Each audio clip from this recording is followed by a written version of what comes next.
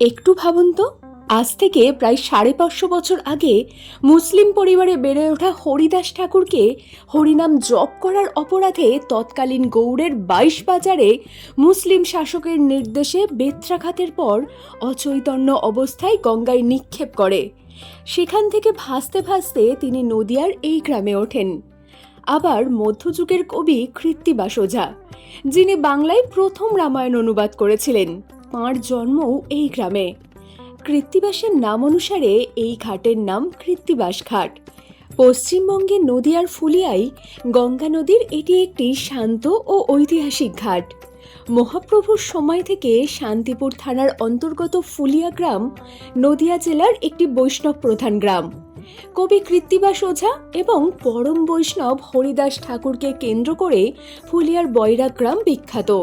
আমরা এখন সেই গ্রামেই আছি। গ্রাম্য পরিবেশে ছবির মতন এই যে স্কুলটি দেখছেন, এটা কৃত্তিবাস স্মৃতি উচ্চ বিদ্যালয়।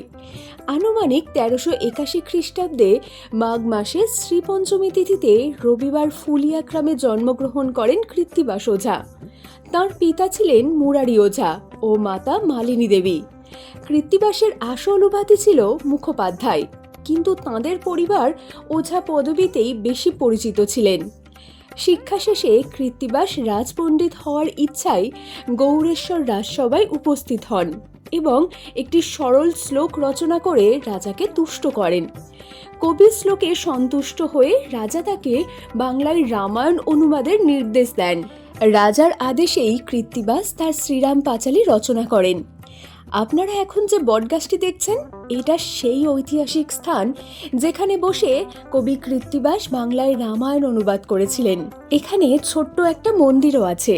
এই মন্দিরে আছে রাম, সীতা, লক্ষ্মণ, হনুমান আর কবি কৃত্তিবাসের মূর্তি। ডান দিকে বাঁধানো যে কুয়োটি দেখছেন, গায়ে লেখা আছে কৃত্তিবাস কুপা। এই কুয়োর জল তখনকার গ্রামের মানুষ পানীয় জল হিসাবে ব্যবহার করতেন।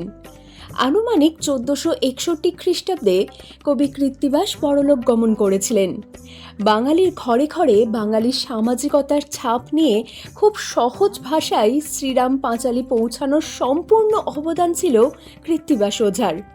পাশে রয়েছে কৃত্তিবাস মেমোরিয়াল লাইব্রেরি কাম মিউজিয়াম। মিউজিয়ামের একদম পাশেই রয়েছে হরিদাস ঠাকুরের শ্রীপাঠ মন্দির। আমরা এখন সেখানেই চলে এসেছি। অপূর্ব এই মন্দিরের প্রবেশদ্বার। তাহলে চলুন ভিতরে যাওয়া যাক।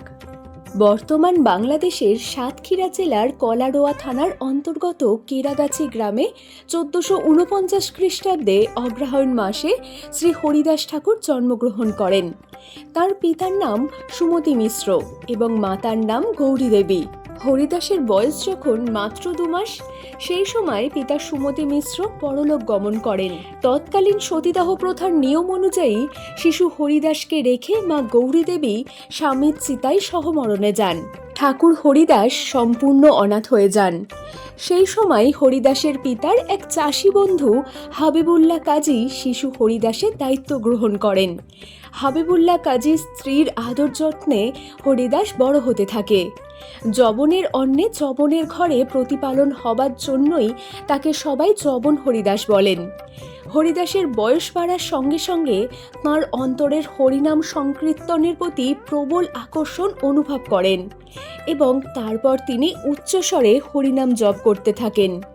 এভাবে চলতে থাকায় কাজীর দরবারে তার বিরুদ্ধে নালিশ গেল। কাজীর হুকুমে জল্লাদরা হরিদাসের পায়ে দড়ি বেঁধে 22 বাজারে টানতে টানতে অসংখ্য বেত্রাঘাত করেও তাঁর মুখে হরিনাম বন্ধ করতে না পেরে অচৈতন্য অবস্থায় গঙ্গায় নিক্ষেপ করে। জলে ভাসতে ভাসতে তিনি ওঠেন এই ফুলিয়ায়। তখন এই স্থান ছিল গভীর জঙ্গলে ভরা। ধীরে ধীরে হরিদাসের প্রতিদিন 3 লক্ষ বার জপ ও মধুর কণ্ঠে হরিনামের আকর্ষণে দলে দলে ভক্তরা আসতে থাকলেন। ধীরে ধীরে পূর্ণকুঠির হয়ে উঠল এক তীর্থস্থান। তখন এই স্থানের রাজা রামচন্দ্র খাঁ ঠাকুরের জনপ্রিয়তা সহ্য করতে না পেরে তাঁকে জ্যান্ত পুড়িয়ে মারার চেষ্টা করলেও বিফল হন। তারপর রাজা বারবনিতা হীরাকে পাঠান হরিদাসের খ্যাতি নষ্ট করার জন্য, কিন্তু বারবনিতা হীরাও হরিদাসের কাছে এসে কৃষ্ণমন্ত্রে দীক্ষা নিয়ে পরম বৈষ্ণবী হয়ে যান। এখানে সেই সময় একটি ছোট্ট গুহা ছিল, তার মধ্যেই হরিনাম জপ করতেন হরিদাস ঠাকুর।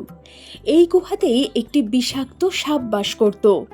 ওই সাপের ভয়ে অনেক ভক্ত এখানে আসতে ভয় পেতেন।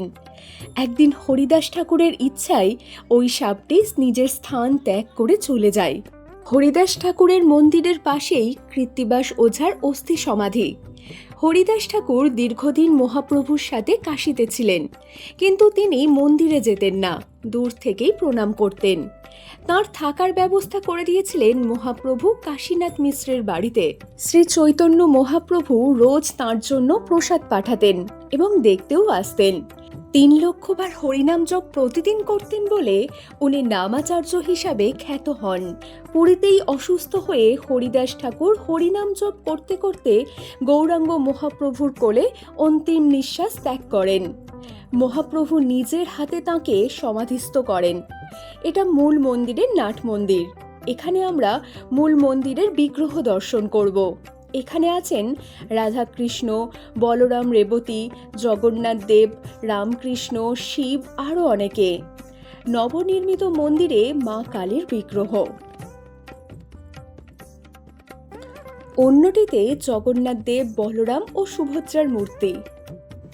এই হরিপাঠে প্রবেশের পথে বাঁদিকে আশ্রমবাসীদের থাকার স্থান আছে, আর সাধারণদের জন্য থাকার স্থান আশ্রমের বাইরে রাস্তার ওপারে।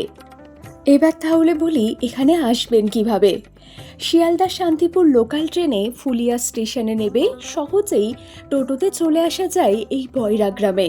সকলে ভালো থাকবেন। আজ তাহলে এই পর্যন্তই। হরে কৃষ্ণ।